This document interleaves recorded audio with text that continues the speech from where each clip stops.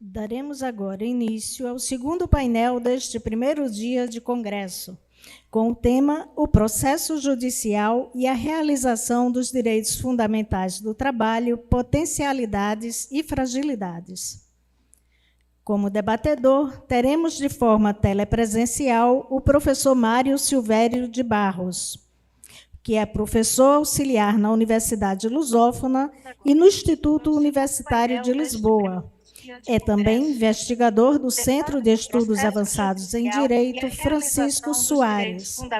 Concluiu o doutoramento em Direito com uma tese em Direito Processual da Escola da Segurança Social, com menção comparativa na Faculdade de Direito de La Coruña, em Espanha. Desenvolve os seus trabalhos acadêmicos e de investigação na área do direito da segurança social, direito do processo do trabalho e direito do trabalho. Professor Mário Silvério, por gentileza, nos ouve? Estão-me a ouvir? Boa tarde, o senhor está com a palavra. Ok, muito obrigado. Bom, muito boa tarde a todos. Obviamente, dar os parabéns pela organização deste segundo Congresso Internacional de Direito do Trabalho, desta organização da Unifafir, da Universidade Lusófona, e dizer que estou a apreciar muito este primeiro dia do Congresso, daquilo que já assisti. Bom, cabe-me moderar este painel, este segundo painel, sobre o processo judicial e a realização dos direitos fundamentais do trabalho, potencialidades e fragilidades. Vou propor aqui uma pequena alteração no nosso programa. Vamos alterar a ordem de um dos oradores, por razões perfeitamente justificáveis, ligadas até a um Instituto do Direito de Trabalho, da parentalidade, e, portanto, iríamos aqui fazer uma troca e passar aqui para passar a palavra, em primeiro lugar, ao professor José Gonçalves Machado, que eu vou fazer a apresentação. É professor da Universidade de Lusófona, professor de Direito Privado, Substantivo e Processual, e também advogado e investigador.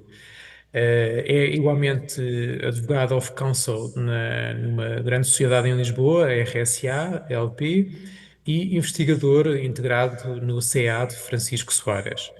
É membro académico do INSOL Europe e autor de diversas obras académicas, e entre elas destacaria o Manual de Direito Processual do Trabalho de Cabo Verde, à luz do direito português.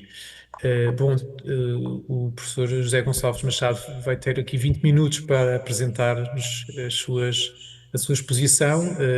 Como já estamos um bocadinho fora do tempo, vou ser rigoroso nesses 20 minutos e ele vai-me perdoar se o chamar alguns minutos antes do tempo terminar. Mas tem a palavra o professor José Machado Gonçalves. Gonçalves Machado.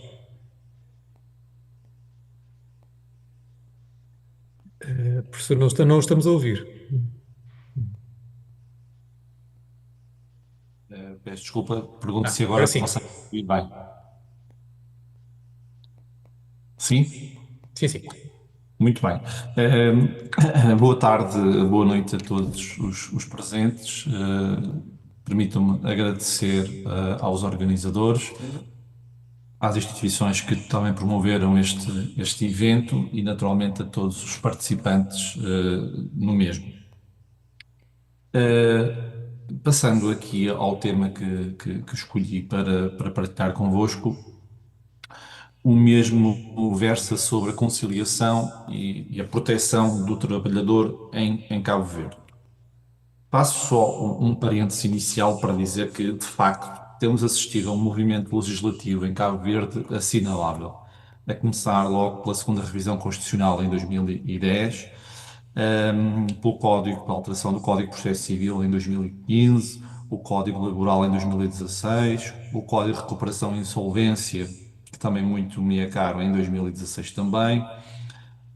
Já neste ano, o Código de Processo Administrativo, e há um que está pendente, que é o Código de Processo de Trabalho de Cabo Verde, que estará para breve, mas sobre o qual também irei falar, uma vez que o processo legislativo já está bastante consolidado, portanto não são expectáveis grandes alterações face à versão que é conhecida. E feito este parênteses, Eu creio que o tema deste segundo Congresso Internacional de Direito do Trabalho não nos obriga apenas a considerar o direito substantivo, que muitas vezes é o foco das nossas intervenções e preocupações nestes fóruns, mas também o direito adjetivo, que permite a realização, a melhor realização desses direitos, nomeadamente dos direitos fundamentais dos trabalhadores. E, portanto, o ponto de partida que eu coloco para a reflexão é muito simples. Os direitos fundamentais do trabalhador não se realizam apenas porque existem na Constituição, na lei laboral ou nos instrumentos internacionais, realizam-se quando há meios concretos, adequados e céleres que permitam ao trabalhador invocá-los, defendê-los e vê-los satisfeitos em tempo útil. Por isso, o processo judicial não deve ser visto como um conjunto de formalidades exteriores ao direito de trabalho. O processo é uma das condições de efetividade dos direitos. Um direito laboral reconhecido apenas depois de anos de litígio pode ser, na prática, um direito diminuído. Isto é particularmente sensível quando está em causa o trabalhador. Muitas vezes a demora processual não representa apenas espera, representa perda de rendimento, instabilidade familiar, dificuldades de sobrevivência, quebra de confiança e, por vezes, abandono da própria pretensão que se considerava justa. Mas também importa reconhecer que o processo laboral não se destina a proteger apenas um lado da relação. O empregador tem também interesses juridicamente tutelados, desde logo previsibilidade de soluções, segurança jurídica, redução de custos, continuidade da sua atividade económica e também, naturalmente, e de forma transversal, resolução célere dos litígios. O próprio Código Laboral cabo-verdiano articula no seu preâmbulo a dignidade da pessoa, a igualdade de oportunidades e a justiça nos rendimentos com a produtividade, o investimento, a qualidade de trabalho e o crescimento da economia nacional, o que demonstra que, de facto, os dois lados desta relação, empregador e trabalhador, devem ser considerados e esta articulação é, de facto, importante. A pergunta central que proponho é a seguinte: quando o trabalhador se defronta ou se confronta com um litígio, pergunta-se de que forma ou em que termos ele deve ser resolvido. Mais concretamente, pergunta-se se a conciliação no processo laboral protege adequadamente o trabalhador ou se, por outro lado, o fragiliza. E esta pergunta parece assim um pouco inoportuna, mas como veremos, não é. A resposta que defendo é que deveremos procurar uma solução de equilíbrio. A conciliação pode ser um instrumento de proteção do trabalhador, desde que seja conduzida com garantias e cuidados também por parte de outros intervenientes. Estou a pensar, nomeadamente, nos senhores advogados, mas pode também tornar-se numa via de fragilização se servir para impor ao trabalhador, sob a aparência de acordo, uma solução inferior àquela que o direito lhe assegura. A reforma do processo laboral cabo-verdiano parte de um diagnóstico conhecido, que é que o atual regime processual, que é o anterior Código de Processo de Trabalho português, está desfasado da realidade cabo-verdiana atual, da sua realidade económica e social. Neste contexto, o futuro Código de Processo de Trabalho parece apostar claramente na conciliação, mas essa aposta é mais intensa do que uma simples audiência inicial. O que resulta da proposta é uma verdadeira linha conciliatória transversal com várias oportunidades de composição do litígio. Desde logo, a regra geral parece-me significativa. A tentativa de conciliação feita em juízo realiza-se obrigatoriamente quando o Código a prescreve e pode realizar-se facultativamente em qualquer outro estado do processo, desde que as partes conjuntamente o requeiram, o juiz o julgue, mas com um limite: as partes não podem ser convocadas exclusivamente para este efeito mais do que uma vez. E este limite é importante, uma vez que se evidencia desta forma que a conciliação é valorizada, mas não deve transformar-se em um fator de atraso ou dilatório. No processo comum, que está em perspectiva, a aposta é particularmente visível. Recebida a petição inicial e estando a ação em condições de prosseguir, o juiz designa uma audiência prévia de conciliação a realizar no prazo de 15 dias. O autor é notificado e o réu é citado para comparecerem pessoalmente ou, em caso de impossibilidade justificada, para se fazerem representar por mandatário judicial com poderes especiais para confessar, desistir e transigir. Na audiência, o autor expõe sucintamente os fundamentos da sua pretensão, o réu responde e o juiz procura conciliar as partes. Se a conciliação se frustrar, a audiência prossegue e, mais tarde, no julgamento, no início, o juiz procura novamente, portanto, na audiência de julgamento, feita a chamada das pessoas convocadas, voltar a tentar conciliar as partes. E só se a conciliação se frustrar é que a audiência prossegue. A conciliação também aparece nos procedimentos cautelares, quando seja admissível a oposição ou a audição da parte contrária. Realça ainda que nos acidentes de trabalho e doenças profissionais a conciliação assume contornos ainda mais, digamos assim, cuidadosos ou cautelosos.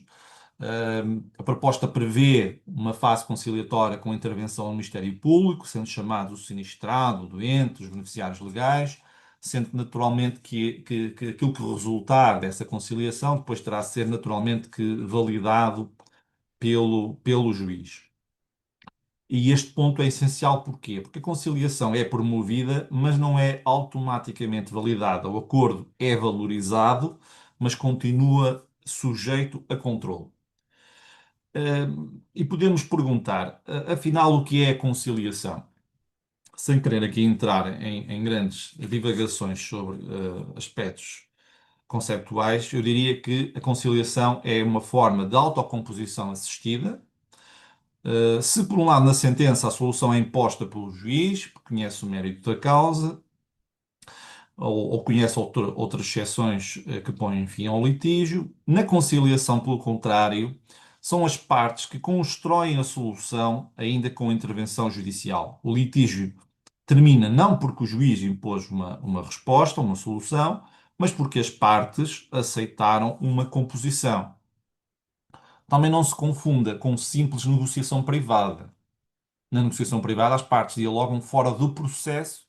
Na conciliação judicial, o diálogo ocorre no processo, perante o juiz, com efeitos processuais relevantes e com controle sobre a validade de resultado. Quais são então as potencialidades ou as virtudes da conciliação? Vou enumerar apenas algumas que considero relevantes. A primeira é a celeridade. Uma conciliação alcançada cedo pode resolver em semanas ou em dias aquilo que uma sentença resolveria em meses ou talvez em anos, uma vez que aquilo que se procura combater com o novo Código de Processo de Trabalho é exatamente a morosidade e, portanto, naturalmente que se o litígio for resolvido por esta via, pois termo é essa morosidade, e se o acordo for claro, execuível e juridicamente seguro, pode produzir mais utilidade prática do que uma decisão tardia. Depois, outra vantagem é a adequação da solução. O que é que eu quero dizer com isto? A solução, por não ser imposta, por ser negociada, tende a operar num modelo de procedência, ou melhor, ao contrário do que acontece na sentença, em que a solução é imposta e o resultado poderá ser a procedência ou a improcedência do pedido, ou uma solução de tudo ou nada, ou uma solução que as partes vão ter que acomodar, que pode não ser a desejada e que pode não atender às circunstâncias do caso. A conciliação e a posição que cada uma assume na relação que previamente existiu. A conciliação permite soluções mais flexíveis, pagamento faseado, eventualmente dos créditos laborais, entrega de documentos, regulação de contribuições, cessação negociada, eventualmente reintegração acordada, compensação parcial, reconhecimento de antiguidade, quitação ou limitada, um compromisso de alteração de condições de trabalho, enfim, poderíamos pensar aqui em várias condições que são possíveis de negociação. no âmbito ou por via da conciliação e que não seriam possíveis se estivéssemos perante uma solução que fosse ditada, digamos assim, pelo juiz através da prolação de sentença. A terceira virtualidade é a pacificação, isto é, quando as partes se dispõem a encontrar uma solução negociada, quando eles constroem essa solução, há uma maior probabilidade de cumprimento voluntário e há também, digamos que, uma pacificação da relação entre as partes, o que não é despiciente se pensarmos que esse mesmo empregador e esse trabalhador podem no futuro voltar a encontrar-se numa nova relação laboral. Depois podemos dizer também, e por último, que a conciliação tem também um impacto sistémico, isto é, a conciliação pode reduzir pendências e libertar os recursos judiciais para os litígios que exigem necessariamente a produção de prova e julgamento. E, portanto, isto também é um valor que é declaradamente assumido e que se procura alcançar por esta via. Contudo, nem tudo são virtudes. Parece-me que a conciliação pode conter alguns riscos, alguns perigos. O principal risco está, parece-me, na desigualdade entre trabalhador e empregador. A relação laboral é marcada por assimetria económica, informativa e muitas vezes psicológica. O trabalhador pode estar desempregado, sem salário, sem poupanças e com urgência em receber qualquer quantia. Pode não conhecer exatamente os seus direitos, pode não saber calcular os créditos salariais, indenizações, férias, subsídios, juros, ou ter noção das consequências da cessação do contrato de trabalho em vários outros domínios.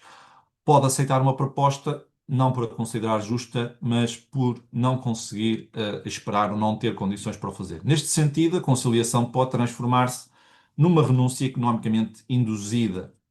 O trabalhador aceita porque precisa, aceita porque receia perder tudo ou o pouco que lhe é oferecido, aceita porque não compreende o alcance da quitação que pode estar subjacente ao acordo, aceita porque a autoridade do juiz lhe transmite a ideia de que aquela é a única solução possível. Há ainda o risco do próprio juiz, da sua intervenção, poder, digamos assim, provocar uma conciliação, um acordo não desejado, isto é, a autoridade do juiz, mesmo quando o juiz apenas sugere, a parte pode ouvir uma orientação quase como sendo obrigatória. Mesmo quando o juiz apenas alerta para certos riscos, o trabalhador pode interpretar esse alerta como um sinal de que a sua pretensão não será acolhida.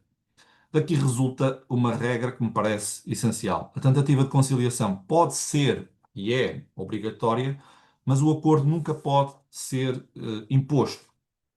A conciliação deve ser, então, incentivada, mas não forçada. Deve ser promovida, mas não transformada em pressão. Deve ser valorizada, mas não convertida num instrumento de compressão dos direitos laborais. Chegamos então ao ponto central. Quais devem ser os limites da conciliação no processo laboral? Em primeiro lugar, há direitos absolutamente indisponíveis ou especialmente protegidos.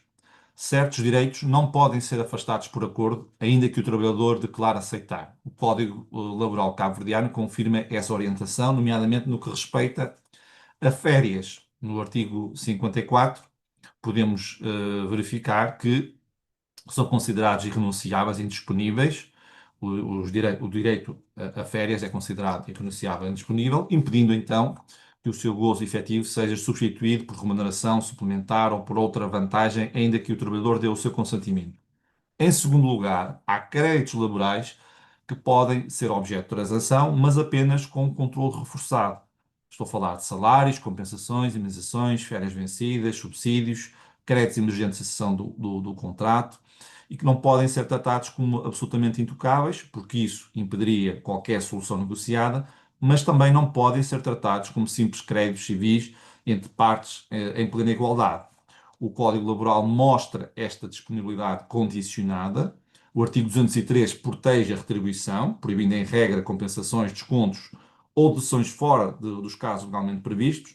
E o artigo 205 estabelece que é nula a remissão de qualquer crédito antes do respectivo vencimento, sendo a remissão posterior válida apenas se constar de documento escrito. Portanto, estes limites devem ser considerados, naturalmente. Em terceiro lugar, há matérias mais livremente negociáveis, nomeadamente prazos de pagamento, parcelamento, entrega de documentos, formas de cumprimento, modos de regularização de obrigações acessórias, desde que não escondam a renúncia de direitos irrenunciáveis. O próprio Código Laboral admite a cessação do contrato por mútuo acordo. O artigo 214 inclui o mútuo acordo entre os modos de extinção da relação laboral e, portanto, a negociação não deve ser estranha à extinção de uma relação de trabalho, nomeadamente no contexto da conciliação. E este regime parece-me que é expressivo, porque o acordo é admitido, mas a vontade deve ser protegida. Nomeadamente no que se trata aqui à formação da vontade e naturalmente que, por exemplo, no que diz respeito ao acordo de revogação, é possível a sua anulação se por motivos de erro, dolo ou coação. E, portanto, a solução consensual é legítima, mas só é juridicamente sólida e válida quando a vontade se forma de modo válido, livre e esclarecido. E também nos litígios de despedimento, deve haver um cuidado especial. O Código Laboral prevê que o trabalhador despedido sem justa causa tem direito à reintegração com a mesma categoria, antiguidade, bem como às retribuições correspondentes ao período entre o despedimento e a reintegração. Ora, num litígio de despedimento, portanto, a conciliação não deve partir apenas da pergunta quanto se paga. Deve partir da pergunta que direitos estão em causa. Pode ser legítimo substituir a reintegração por uma compensação, mas só se o trabalhador compreender exatamente o que está a trocar, o que está a receber e o que está a abandonar. Isto é, que a sua vontade deve ser formada de forma livre e esclarecida, sem qualquer vício. E, portanto, aqui chegados, a pergunta que se coloca é como compatibilizar, então, a proteção do trabalhador, o interesse do empregador e a eficiência ou celeridade judicial. A resposta está, parece-me, numa conciliação com garantias e cuidados. Passo a explicar, sendo mais prático na minha abordagem sobre este tema. Antes da conciliação, as partes devem saber qual é o objeto do litígio, o trabalhador deve saber o que reclama, o empregador deve procurar saber o risco que enfrenta, os mandatários, por seu lado, devem preparar a audiência e calcular, eventualmente, no caso do trabalhador, valores a receber, no caso do empregador, valores a pagar e outros direitos que estejam em causa, identificar pontos fortes e pontos fracos, nomeadamente em termos de prova. Durante a conciliação, o juiz deve criar condições de diálogo, deve explicar o objetivo da diligência, ouvir as partes, identificar pontos de aproximação e garantir que ninguém é pressionado. Pode chamar a atenção para riscos processuais, mas deve evitar qualquer antecipação de julgamento.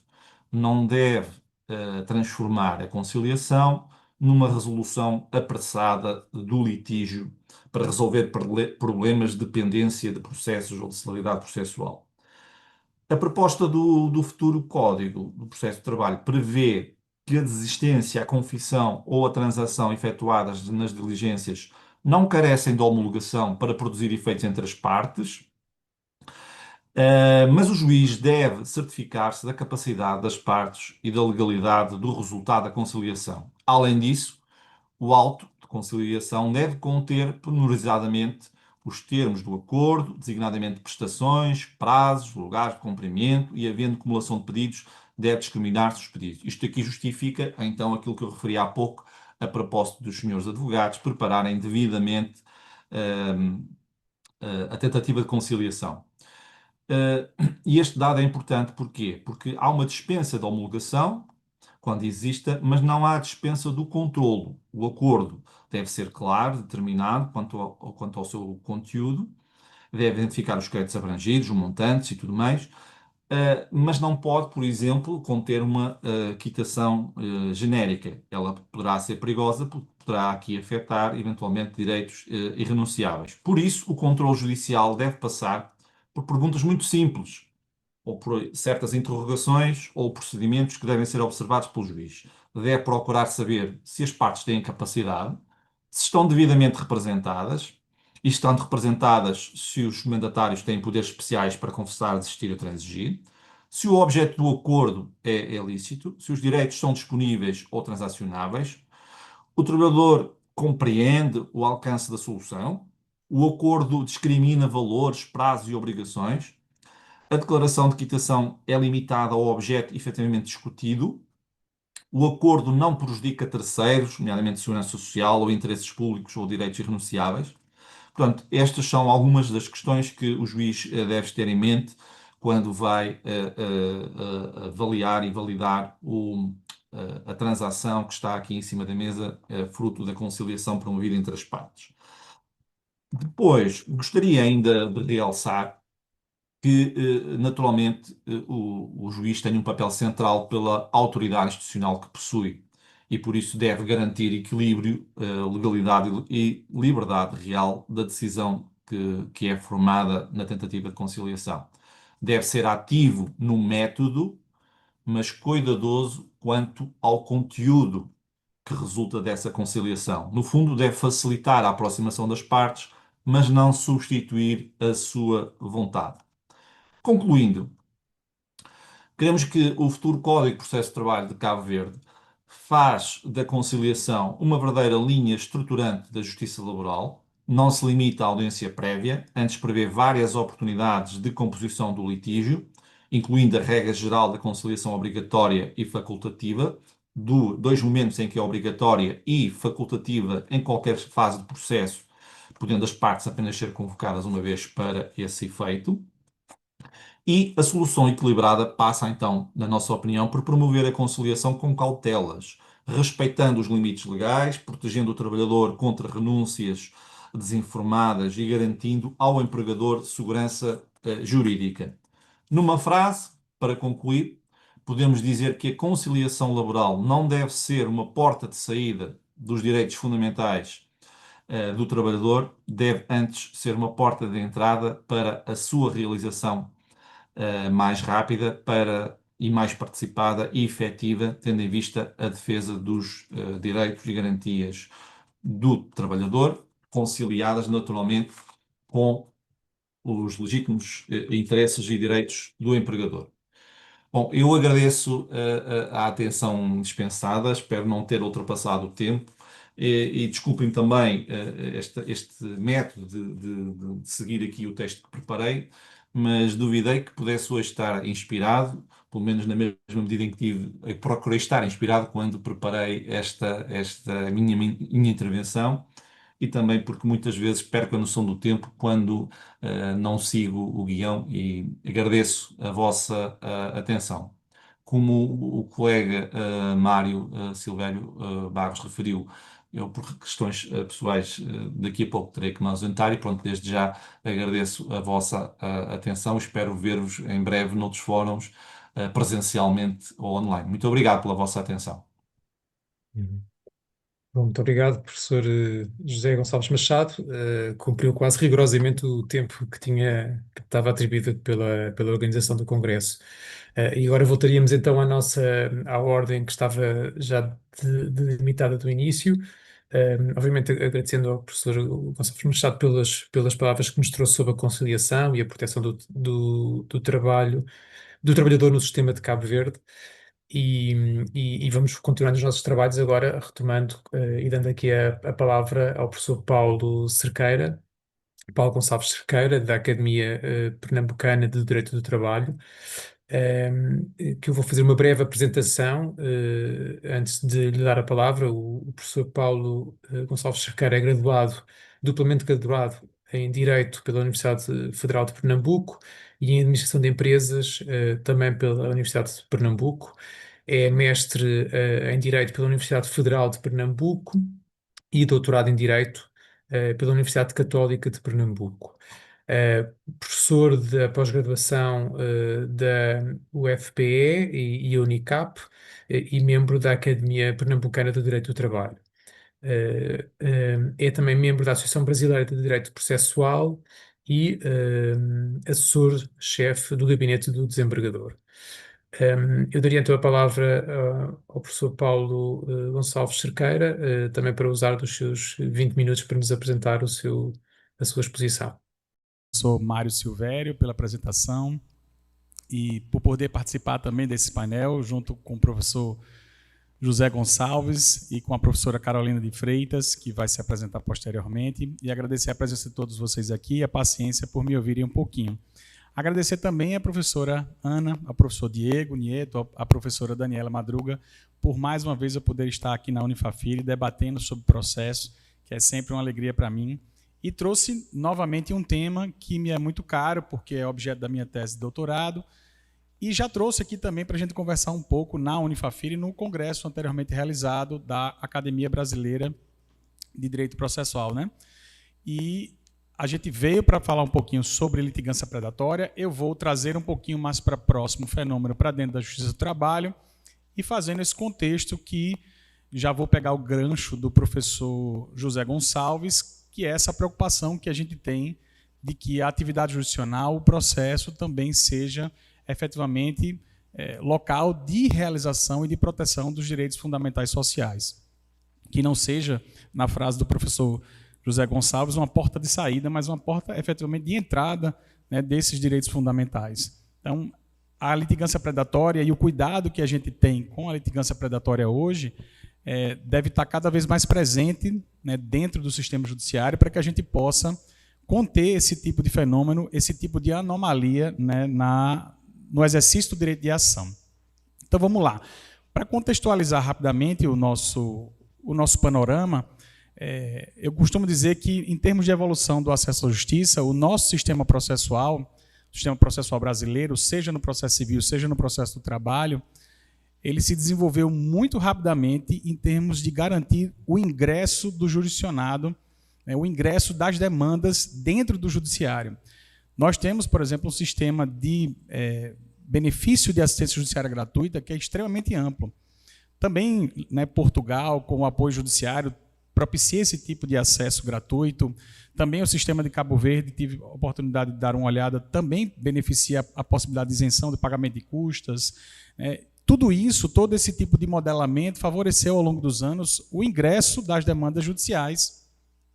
Mas eu acredito que hoje, com o fenômeno da digitalização do processo, da facilitação que a gente tem, né, em virtude do processo judicial eletrônico, especialmente aqui no Brasil, e também com o que eu gosto de chamar de advocacia aumentada, né, o papel dos advogados hoje nas redes sociais, proliferando cada vez mais o conhecimento, né, do direito, a gente tem observado uma onda massiva, né, de judicialização. E os números estão aí para mostrar para a gente o tamanho desse problema aqui para o judiciário brasileiro.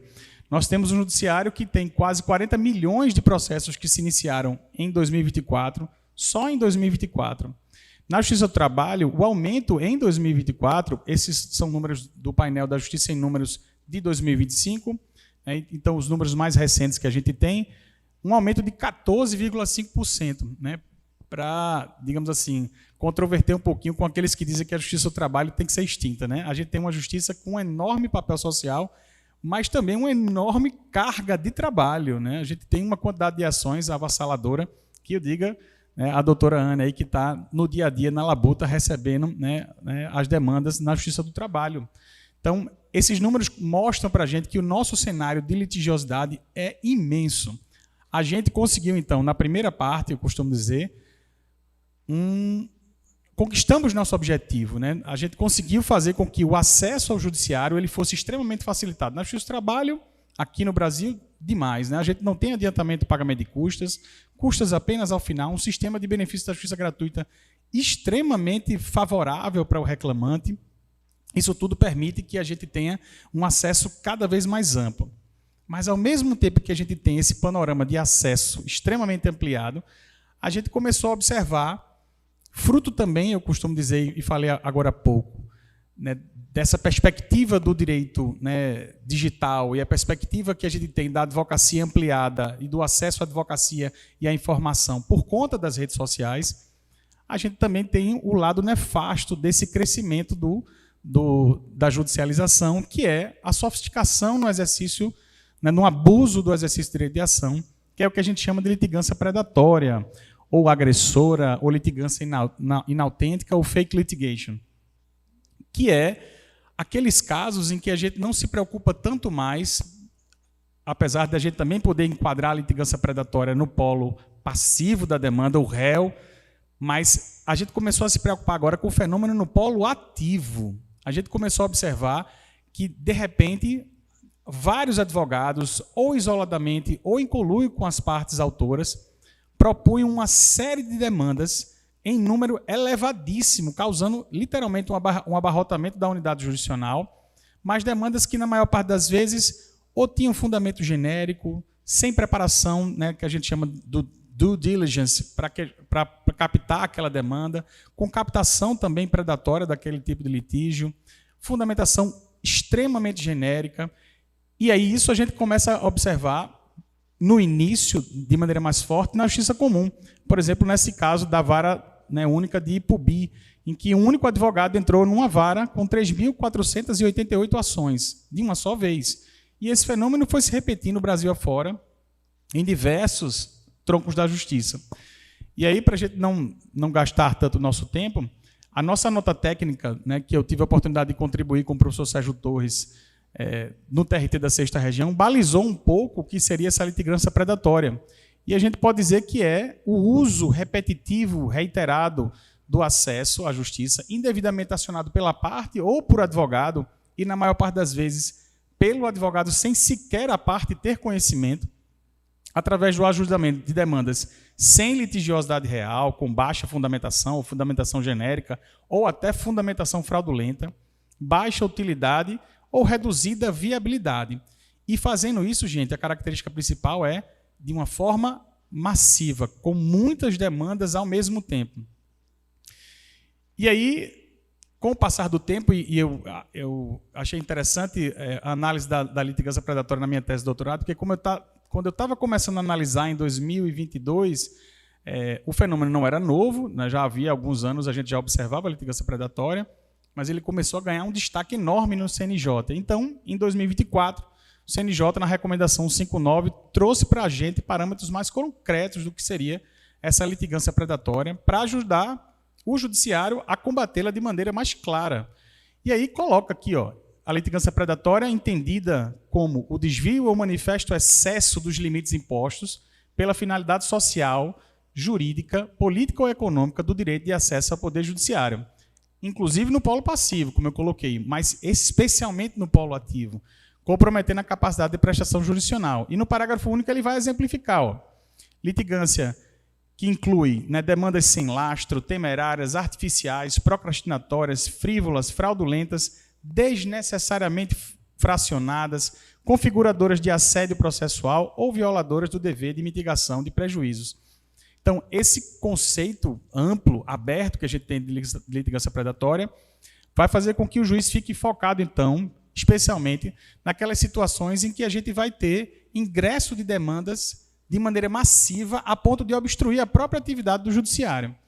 E aí a recomendação traz, eu trouxe aqui a título exemplificativo no material, uma lista de que condutas seriam essas abusivas, exemplificativa, claro, e também depois traz uma lista de medidas que podem ser realizadas pelo judiciário para combater esse tipo de conduta abusiva.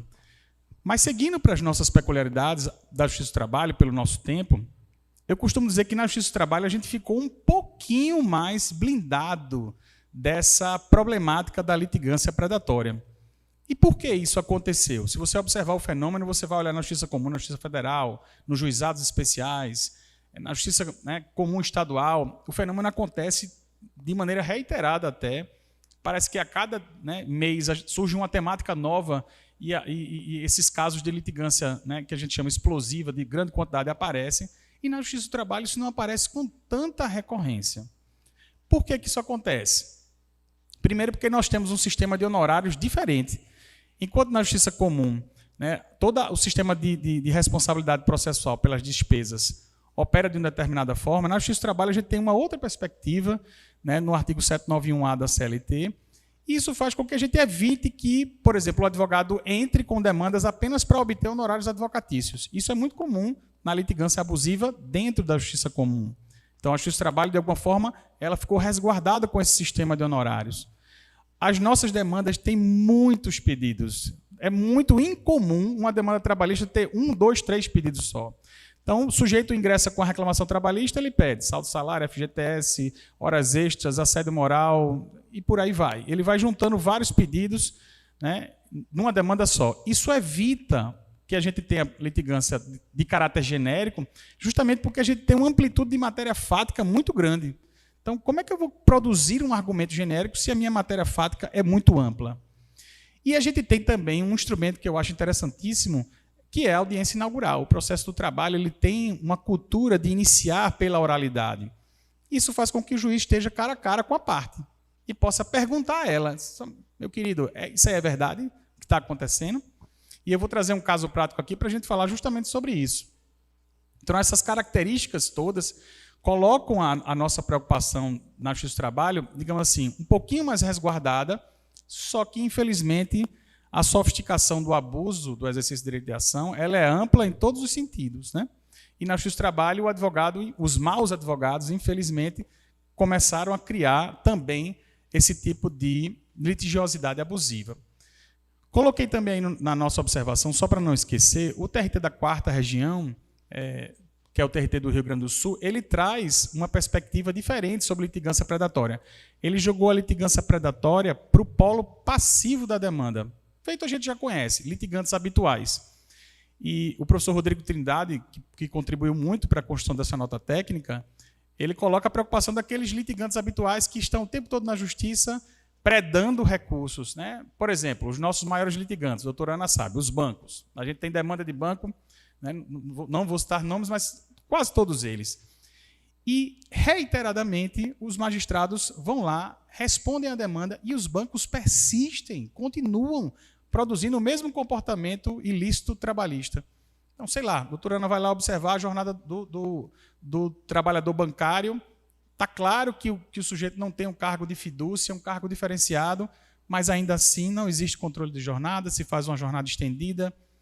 E aí a gente vai lá e julga, e mesmo depois disso, a empresa continua praticando aquela mesma conduta, novas demandas são interpostas, ano após ano, a gente continua batendo recorde de ação de banco. Por que isso? Na visão do professor Rodrigo Trindade, porque isso também seria uma espécie de litigância predatória, de litigância abusiva. Não deixa de ser. Mas na minha percepção técnica, teórica, né, no meu estudo de doutoramento, eu entendo que esse fenômeno a gente já conhecia. O litigante habitual que está no polo passivo, que a gente entra com várias demandas contra aquela mesma empresa, esse a gente já conhecia.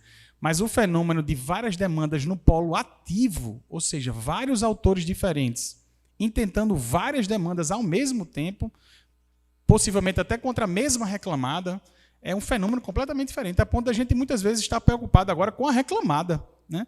Tem casos de litigância abusiva na Justiça do Trabalho, os primeiros que foram mais registrados, contra empresas de varejo, tipo Magazine Luiza, né? Tem um caso, né, da Magazine Luiza mesmo que desponta de maneira muito forte, do pessoal que trabalha dentro da Magazine Luiza, também das Casas Bahia, todos com a mesma tese. Então, imagina. Aí você vai perguntar, mas, Paulo, o sujeito entrar com várias demandas, a empresa vai lá e se defende. Mas imagine você fazer isso contra uma mesma reclamada 3.000 vezes numa vara, depois em outra vara. Imagina que o advogado de Santa Catarina entra em Pernambuco para litigar, depois ele entra no Pará, contra a mesma reclamada. E ele, onde é que ele quer ganhar? Ele quer ganhar no erro da reclamada. Se a reclamada for revel, ele passa a conquistar algum direito, mesmo que a tese dele seja genérica. Então, no meu entender, a preocupação maior, apesar da gente observar condutas abusivas também no polo passivo, a nossa preocupação maior na litigância abusiva é, sem sombra de dúvidas, no polo ativo.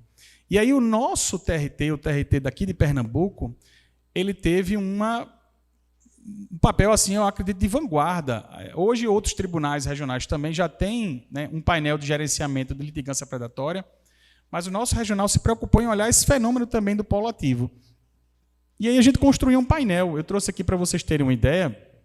Os magistrados e os diretores de secretaria têm acesso a esse painel.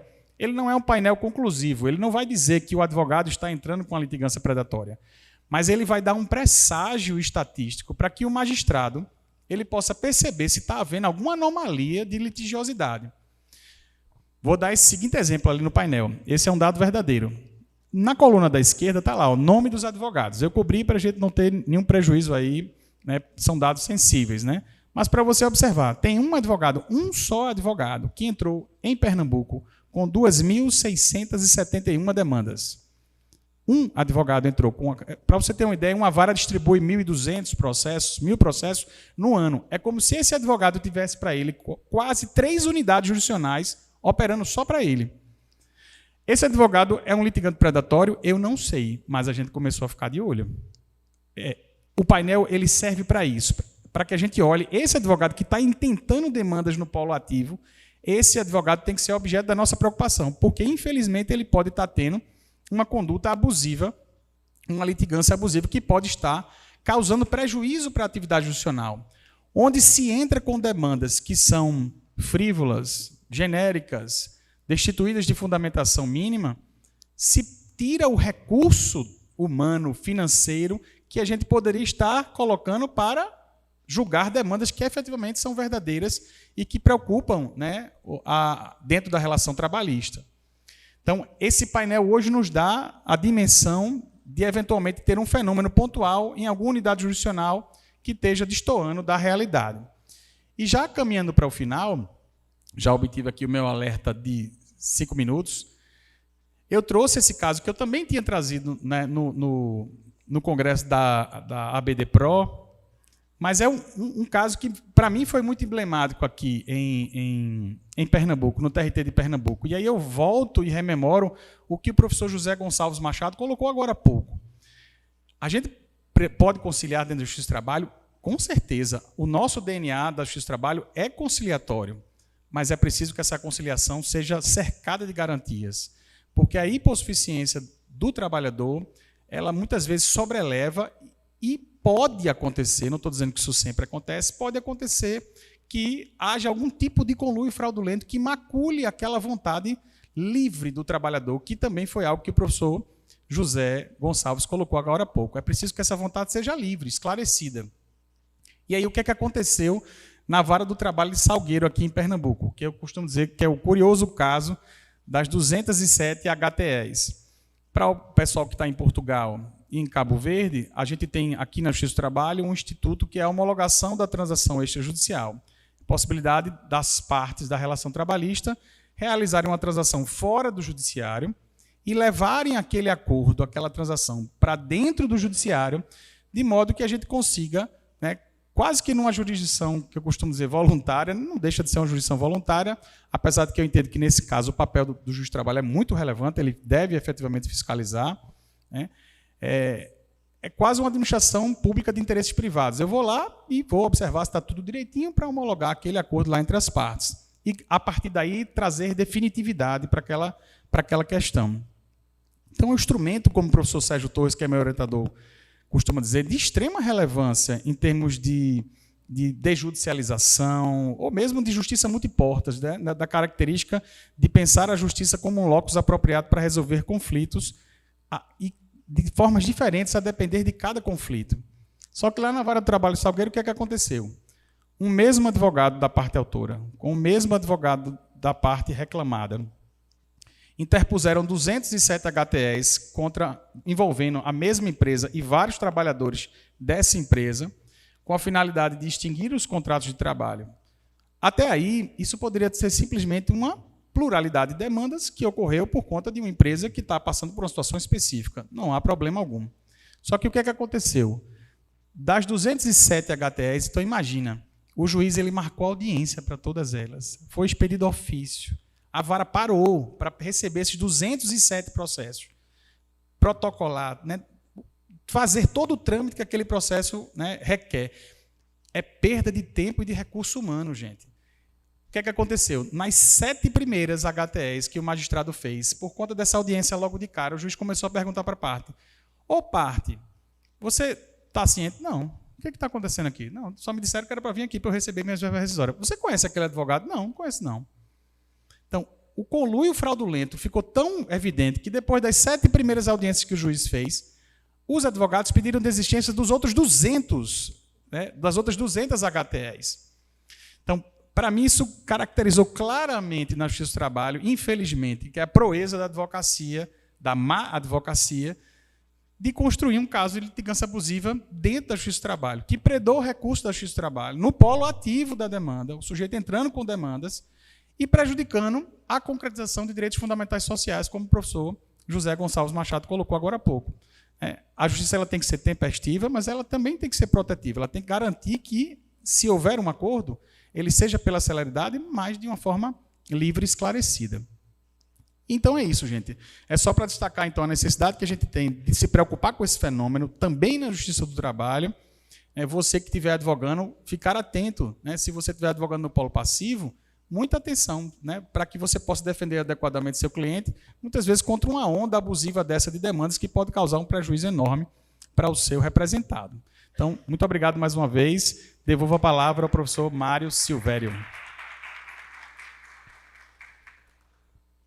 Bom, muito obrigado ao professor Paulo Gonçalves Cerqueira por esta tão interessante apresentação sobre o tema da litigância predatória, que é um tema muito interessante e que casava muito bem com o tema do professor Gonçalves Machado, e que eu arriscaria a dizer que é um tema quase um tema irmão da nossa litigância por responsabilidade, ou responsabilidade por litigância de má-fé que temos em Portugal.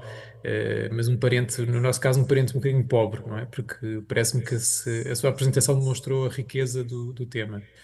Bom, e vou passar para a nossa última oradora deste painel, que é a professora Carolina de Freitas e Silva. A professora Carolina de Freitas e Silva é professora da Universidade de Lusófona, professora associada na Universidade de Lusófona, e é também, não só professora, mas também subdiretora da Faculdade de Direito nesta universidade. Ela é investigadora do Centro de Estudos Avançados em Direito, Francisco Soares, é professora convidada na Universidade Lusófona de Cabo Verde e, no que diz respeito ao seu percurso académico, eu diria que, por um lado, começou com uma graduação em Direito pelas Faculdades Integradas Barros Mel, no Brasil, eh, completou o seu mestrado em Direito do Trabalho pela Universidade de Coimbra, aqui em Portugal, e depois terminou com o seu doutoramento em Direito Social pela Universidade Nova de Lisboa. Eu passaria a palavra à professora Carolina Freitas e Silva, dando-lhe também novamente os 20 minutos de tempo e ansioso por ouvir as suas palavras sobre este tema, sobre o processo judicial e a realização dos direitos fundamentais do trabalho. Muito obrigada, senhor professor Mário Silvério de Barros. Um cumprimento especial aos colegas que me antecederam. Eu gostaria também de agradecer, em meu nome, mas também do ponto de vista institucional, a Unifafire, a parceria belíssima que estamos aqui a construir. E, sem mais demoras, eu passaria aqui para a minha apresentação. Eu tenho aqui alguns apontamentos e, antes de mais, peço desculpa, porque, eventualmente, a minha apresentação poderá aqui ser muito didática, defeito de profissão, sem dúvida, mas nesses encontros envolvendo direito brasileiro, direito português, eu sempre tento aqui encontrar formas de estabelecer um diálogo, apresentando questões que possam ser úteis, quer para os brasileiros, do ponto de vista do conhecimento de algumas características do regime português, e vice-versa. Ora, falar é sempre muito complicado falar sobre direitos fundamentais, direito processual. Não é que seja complicado, às vezes essa interligação pode ser complexa e uma comunicação em 20 minutos pode tornar de uma forma pode transmitir uma ideia de uma questão mais facilitada quando verdadeiramente não é. Ora, era absolutamente fundamental, então, fazer um recorte para aqui começar a desenvolver um raciocínio que me parece interessante em termos de aproximação de regimes. Portanto, o caminho que vou seguir para essa apresentação, vai ser o seguinte. Portanto, eu vou identificar um tema do direito do trabalho, um tema que toca os direitos fundamentais, ou seja, aqueles direitos que estão expressamente reconhecidos na Constituição. Vou identificar uma situação litigiosa e vou apresentar aqui os instrumentos processuais tradicionais em Portugal para lidar com essa situação litigiosa, apresentando as características, os pontos positivos, os pontos negativos. Por que é que faço isso? Esses instrumentos processuais têm o seu interesse porque não há nenhuma relação não existe instrumentos com essas características no Brasil. E depois passaria para a defesa de um instrumento que é muito utilizado no Brasil, mas que não existe em Portugal. Portanto, para continuar aqui esse recorte, finalmente, o terceiro ponto de interesse que quero introduzir é a defesa da possibilidade de ações coletivas na área laboral.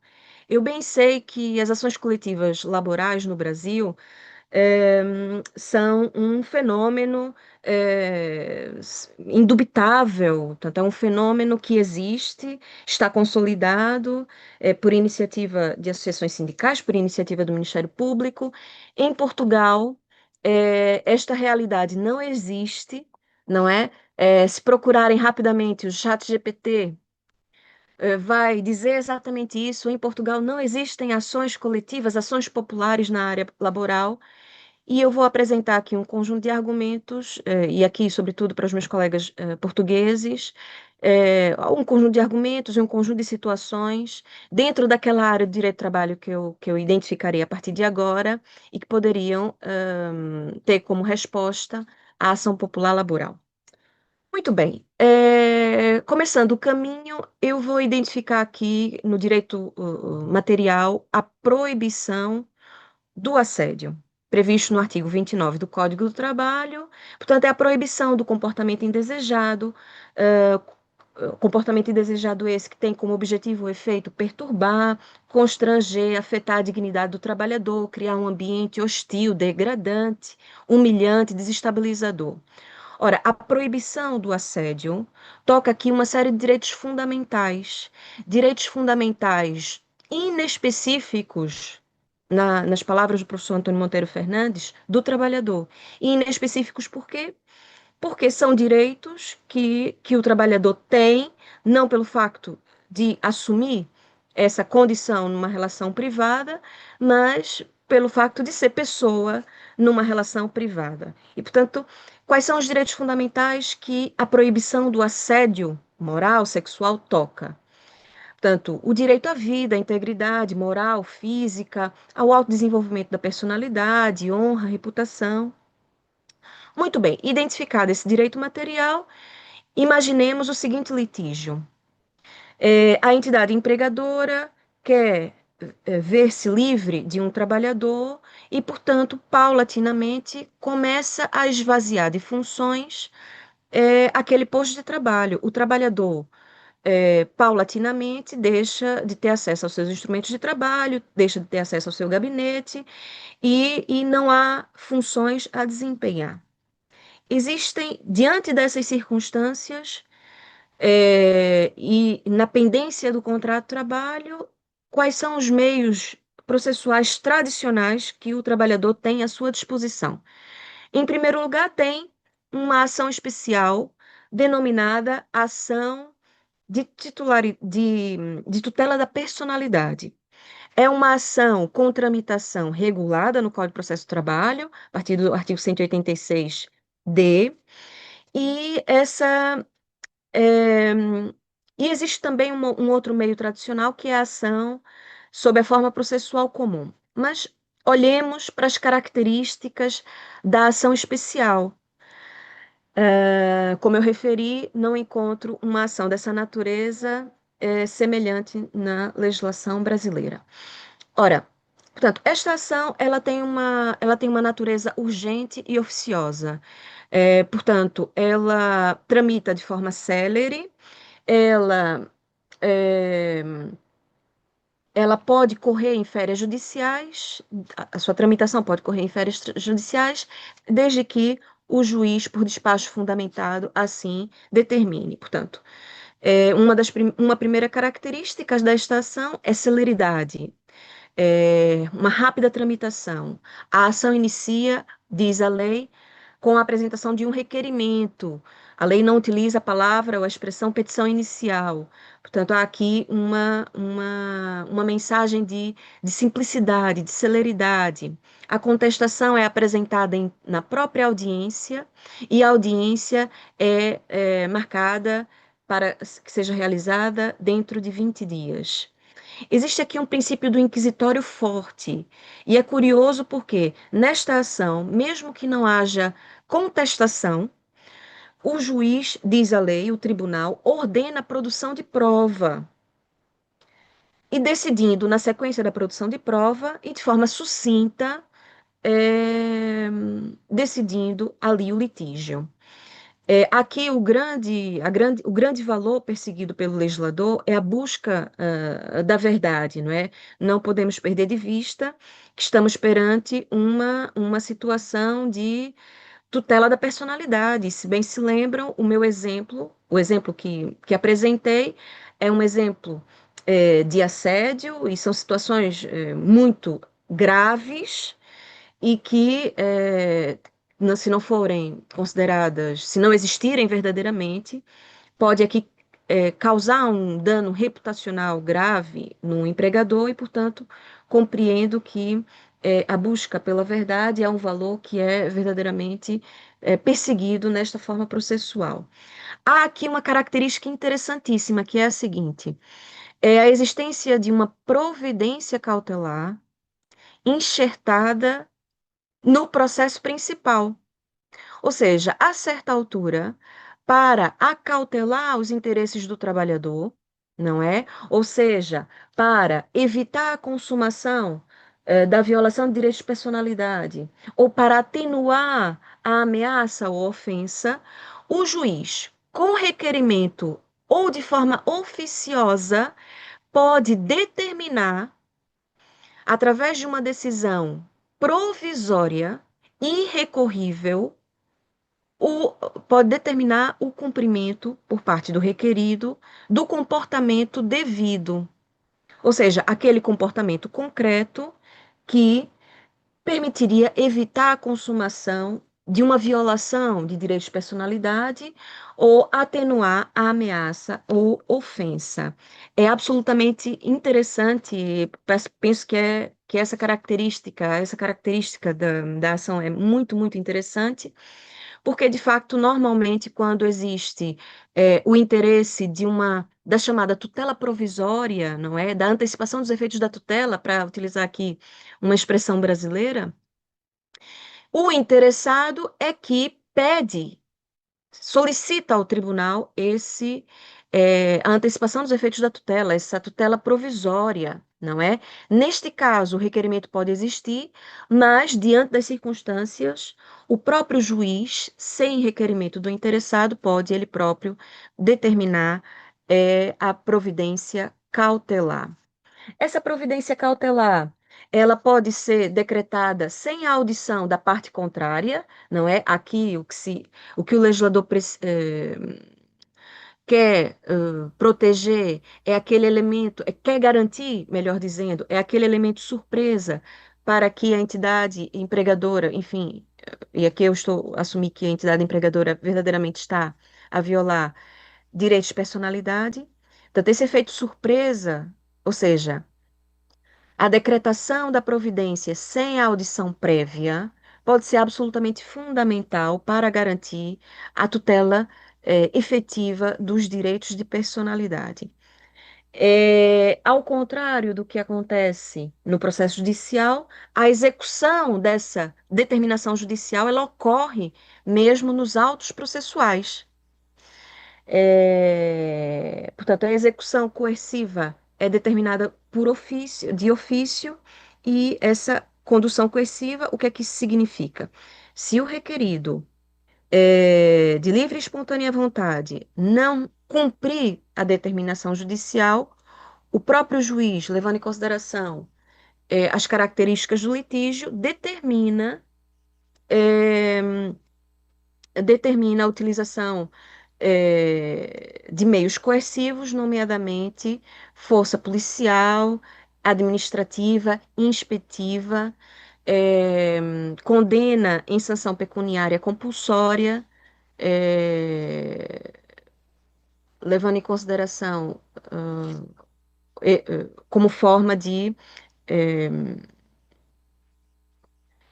de pressionar o requerido no cumprimento dessa determinação. Muito bem, isso são as características gerais desta ação. Parece-me que são pontos positivos, portanto, celeridade, inquisitório, bastante pronunciado, busca pela verdade, medidas concretas com o objetivo de evitar a consumação ou atenuar os efeitos da ofensa. Pontos negativos dessa ação especial. Essa ação especial ela não serve para terminar o litígio. Por quê? Por uma razão muito simples. Pela leitura da tramitação processual, da forma processual, não, a partida não é admitido o pedido de reparação, não é? Pedido indemnizatório pelos prejuízos patrimoniais ou extrapatrimoniais suportados. Outro ponto negativo, estando a relação, é uma ação que normalmente não é utilizada. Por quê? Porque se a relação contratual estiver ativa, e se o trabalhador intentar uma ação dessa natureza, muito provavelmente o seu contrato de trabalho estará em risco, não é? Muito provavelmente o contrato de trabalho cessará de uma forma lícita ou não, provavelmente ilícita. E, portanto, normalmente essa ação ela é pouco utilizada, tem pouca serventia nesse sentido. E, na verdade, um trabalhador que esteja ali a ter direitos violados no âmbito do contrato de trabalho, espera que o contrato cesse. Dizia eu que essa forma processual, apesar de ser bastante interessante, ela é pouco utilizada e, se utilizada, pode levar aqui a uma situação de retaliação que não é querida pelo trabalhador. Portanto, normalmente, em situações de violação de direitos laborais na pendência do contrato, normalmente o trabalhador espera que o contrato chegue ao fim para intentar a ação. E nessas circunstâncias, uma situação de assédio pode escalar e aí o trabalhador pode vir a ficar doente, não é? O trabalhador desiste do contrato, não é? Fazendo cessar por iniciativa própria o contrato, ou o empregador despede-o provavelmente de uma forma ilícita. Bom, eu vou aqui passar alguns pontos que eu gostaria de falar, mas tendo em conta uma adiantada hora, não vale a pena. Portanto, eu citei aqui algumas características, pontos positivos e pontos negativos de uma ação que denominei de tradicional, de acordo com o regime português. Existe o processo declarativo comum, não é? Portanto, quando não couber uma ação especial, o instrumento processual indicado será o processo declarativo comum. Ora, o processo declarativo comum em Portugal tem características muito, muito interessantes. E aqui, portanto, o valor da conciliação está bem presente, a simplificação, a oralidade, o princípio da imediação. No âmbito do processo declarativo comum, e em se tratando de uma situação de assédio, o pedido de condenação em, em condenação na reparação seria perfeitamente possível. Portanto, o processo declarativo comum, ele apareceria de forma sucessiva, não é? Ou seja, primeiro o interessado intenta a ação especial e depois, para pedir a reparação, intentaria o processo declarativo comum. Portanto, isso, do ponto de vista da efetividade, da celeridade da justa resolução do litígio num espaço adequado de tempo, não parece que seja um ponto positivo, não é? O que se pode fazer, e normalmente se faz, esquece. Os advogados colocam de lado a ação especial e utilizam simplesmente a ação comum, fazendo todo tipo de pedido, não é? Seja pedido de natureza abstensiva, não é? Condenação na abstenção da prática que viola aquele direito de personalidade, seja também aquele pedido de natureza reparatória. E no âmbito do processo declarativo comum, pode, de forma incidental ou de forma antecipatória, intentar aqui requerer um pedido de providência cautelar, é essa expressão, com o objetivo, lá está, de conseguir uma decisão provisória que rapidamente permita compor a situação, ainda que de forma exaustiva o direito, enfim, o mérito seja depois decidido na ação principal. Relativamente ao processo declarativo e tendo em conta a tutela dos direitos de personalidade, existe uma característica muito interessante do processo declarativo, que é, na verdade, um superpoder do juiz. É um superpoder que permite ao juiz julgar em coisa diversa e para além do pedido. Essa possibilidade, esse superpoder está previsto em lei e pode ser utilizado sempre que puder ser aplicado aos factos provados um preceito inderrogável de lei ou de convenção coletiva de trabalho. Dir-me-ão, numa situação de violação de direitos de personalidade, o que está em causa são direitos fundamentais, direitos com assento constitucional. Obviamente, estamos perante aqui preceito de lei inderrogável. E, portanto, nessas circunstâncias, haveria esse superpoder e o juiz, portanto, poderia julgar de uma forma diferente, levando em consideração aqui, ao fim e ao cabo, a tutela do direito pretendido. No fundo, esse superpoder permite ao juiz consertar um pedido ou julgar de uma melhor forma que proteja, mais uma vez, passo o pleonasmo, de forma mais adequada o direito. Ora, esse superpoder, ele é utilizado raramente entre nós, e a doutrina e a jurisprudência não reconhece nos direitos de personalidade, ou seja, nesse arcabouço legislativo dos direitos de personalidade, essa coisa que ninguém sabe muito bem o que é preceito inderrogável. E isso é um ponto negativo. Aqui. E já agora, por que é que não reconhece como preceito inderrogável? Por quê? Porque os direitos do trabalho, o direito do trabalho, ele termina muitas vezes reduz-se a pedidos de crédito em tribunal. E o trabalhador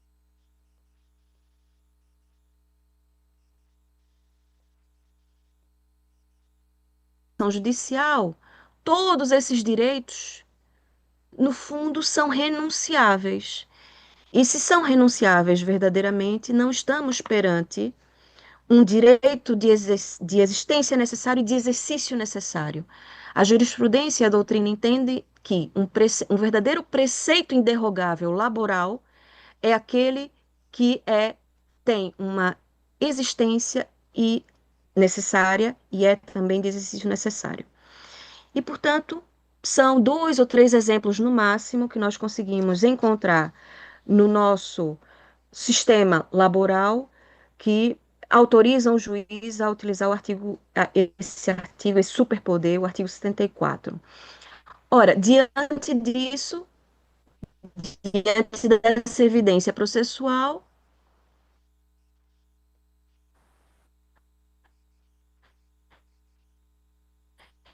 entra no sapato no desenvolvimento da economia, mas na verdade, quando chega a tribunal, tudo é renunciável, tudo, nada é inderrogável e, portanto, mesmo esse superpoder processual, ele não pode ser utilizado em questões sensíveis, nomeadamente a tutela da personalidade. Portanto, até aqui, são questões que poderiam interessar aqui a um curioso brasileiro, cabo-verdiano. E agora, rapidamente, em 5 minutos, não mais do que isso, vou aqui tecer algumas considerações para defender a possibilidade de ação coletiva, especialmente a ação popular, para a defesa de direitos de personalidade, nomeadamente em caso de assédio. Ora, o assédio que atrai a aplicação da ação coletiva terá que ser um assédio que é praticado com caráter de generalidade, não é? É um assédio indiferenciado, é o chamado assédio organizacional, ou assédio coletivo, para utilizar aqui a expressão de Júlio Gomes. No fundo, o que é o assédio organizacional? É aquele comportamento indesejado, de natureza gestionária, que corresponde a um exercício abusivo do poder de orientação do empregador. Na verdade, é uma gestão através de pressão psicológica. Isso seria aqui um fenômeno chamado assédio moral organizacional. Portanto, o empregador, a estrutura do empregador, ele não está especialmente atento em perseguir A, B ou C. Simplesmente pratica um modo de gestão que pretende selecionar os trabalhadores que sejam, do ponto de vista psicológico, mais resistentes àquela pressão, não é? Portanto, é aqui uma seleção natural no âmbito da empresa, assediante, é uma prática assediante, e que poderia aqui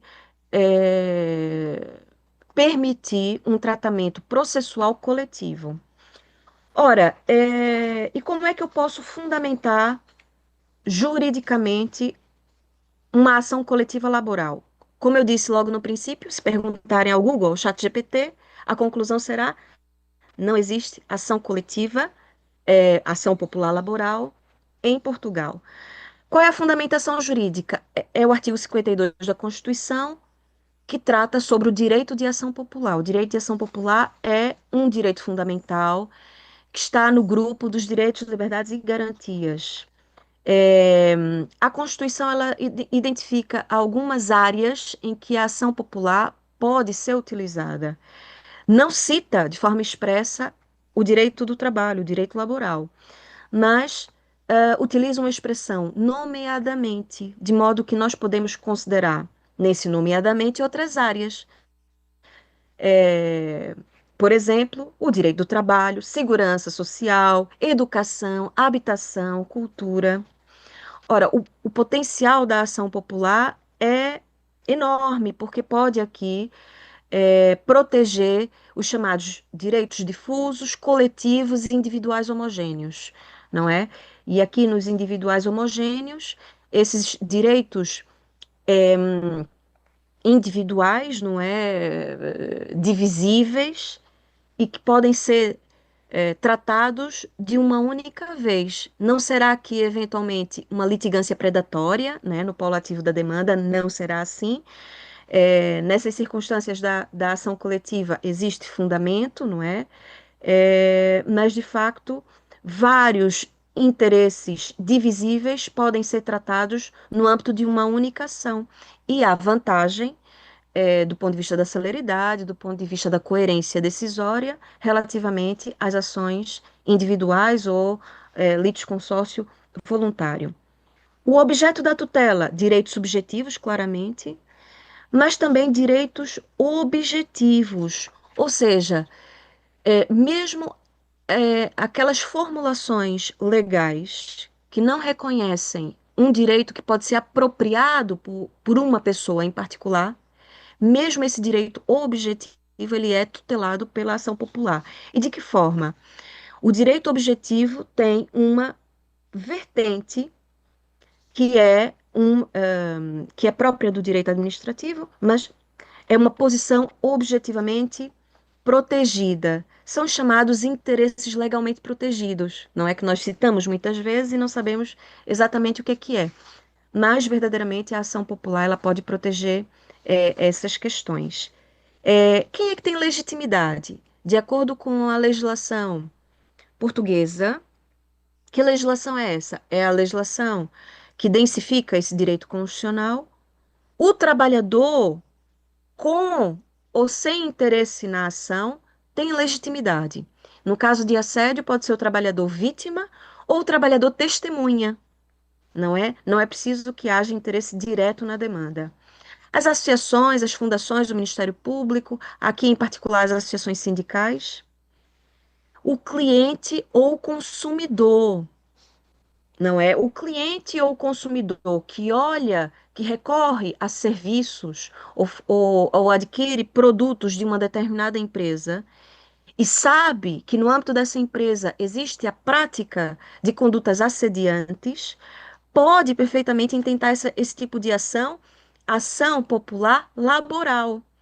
O cliente ou o consumidor não tem qualquer interesse na demanda. E verdadeiramente, para que haja legitimidade, não é preciso a existência de interesse direto e imediato na demanda. Ora, o papel do cliente aqui é absolutamente, poderia ser muito importante, porque essas coisas de direito do trabalho mexem com o direito da concorrência, mexem com, digamos assim, com aspectos que estão relacionados ahn, com o dumping social, né? Todos nós sabemos que quando os direitos laborais são estrangulados numa determinada relação laboral,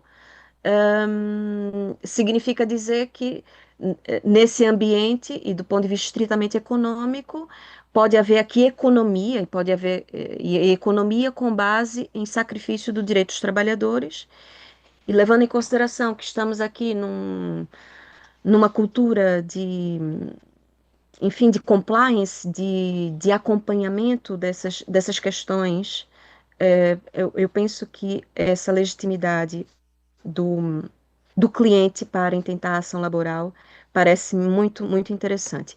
Finalmente, para concluir, eu parto aqui de alguns referenciais teóricos no âmbito da teoria dos direitos fundamentais para sustentar uma ação laboral que ultrapassa a defesa de direitos subjetivos.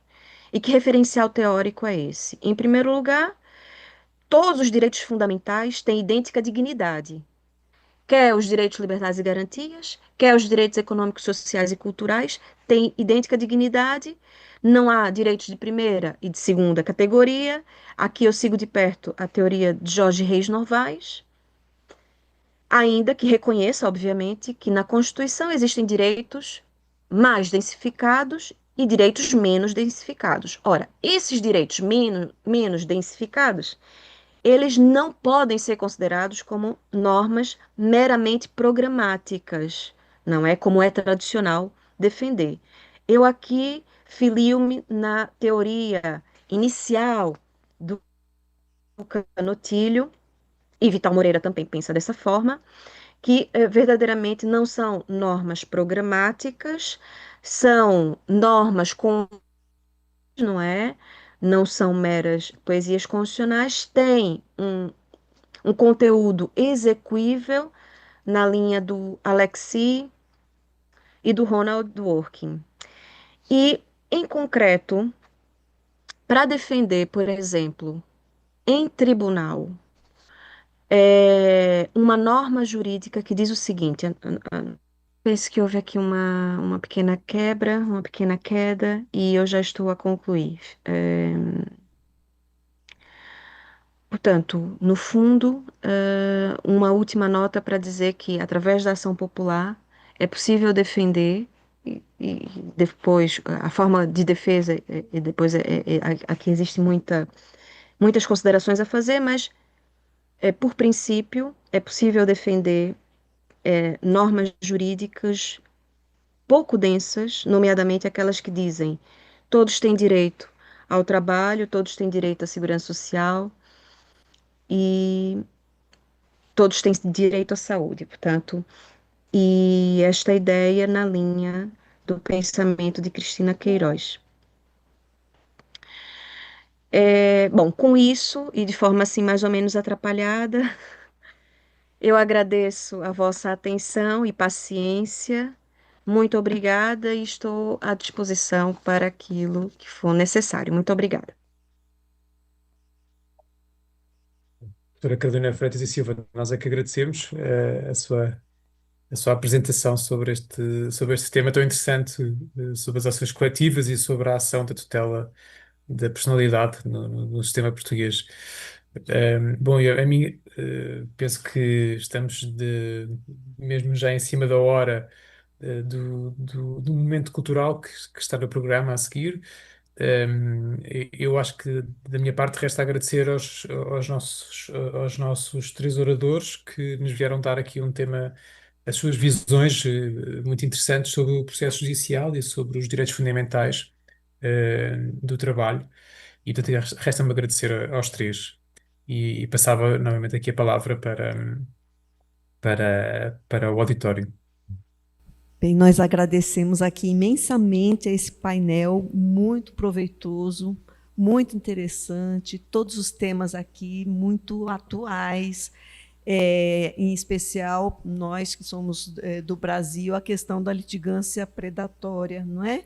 O senhor falando e tocando intensamente ali no meu dia a dia, porque a gente percebe muito isso, não é? Então, estamos muito, muito agradecidos, professor, por conduzir esse painel aqui. Fiquem em paz e até amanhã.